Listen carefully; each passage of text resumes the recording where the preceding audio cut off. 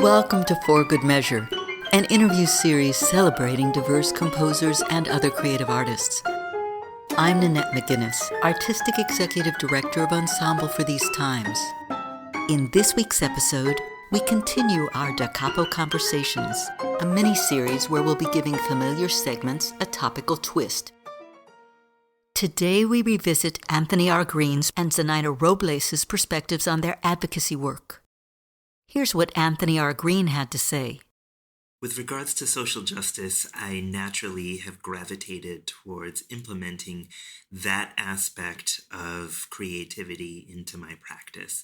One of the first ever social justice pieces that I composed was way back in 2004, 2005, and it concerned death in the war in Iraq.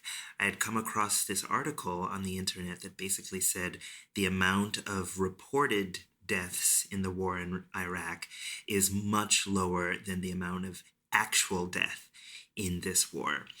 And amazingly enough, sadly enough, in 2020, actually even today, when we see the numbers of the amount of people officially reported to have passed away because of coronavirus, it is most likely extremely low compared to the actual numbers of people who have died because of coronavirus. So in a weird way, that very first social justice piece that I ever composed has come around to the events that started in 2020 and are unfortunately still continuing. However, it's super important in my practice that I use my platform to talk about various different issues, such as the power of women, immigration, of course, matters related to Black life in the United States and around the world, and transgender issues, access issues in terms of ableism. All sorts of issues can be discussed and examined in a composition. But first and foremost, as a social justice artist, when I go about creating a piece of social justice music, I want my audiences to think about the issues that are being presented to them. And hopefully my pieces will help people go home from that experience and do some more research, do some more reading, perhaps do some more talking with their friends and family, and then be an agent of change. Here's what Zanaida Robles had to say. This is a little bit of a tough question, just because I'm in a place now where I remain a very strong advocate for diversity, equity, inclusion in education and performance. Mm-hmm. But I'm not actively doing like that work. That work is difficult, especially as a person, as a Black woman. Yeah. There's, and especially coming through, the years, the previous, presidential administration and COVID and all of that. There was I felt a lot of pressure internally and externally to do that work, because I felt like there was such a huge need. Now I feel like there are lots of organizations, institutions, and individuals who have taken up that mantle, and I no longer feel like, I feel like I did what I needed to do. You know what I mean? Right. So and so I guess there's maybe two thoughts about that. One is, in some ways we can never let up. We have to be vigilant. I'm vigilant, and I'm still working in institutions where that is an issue we are continuing to work on. And it's all kinds of manifestations of diversity and inclusion, from the institutional to the individual. There's so many different ways to look at those issues. We have to be vigilant about all of them. But also, there are so many resources now. There's so many organizations, and I think not every organization, but most arts organizations, performing arts organizations have some kind of cultural competency where they're doing that work or have done that work.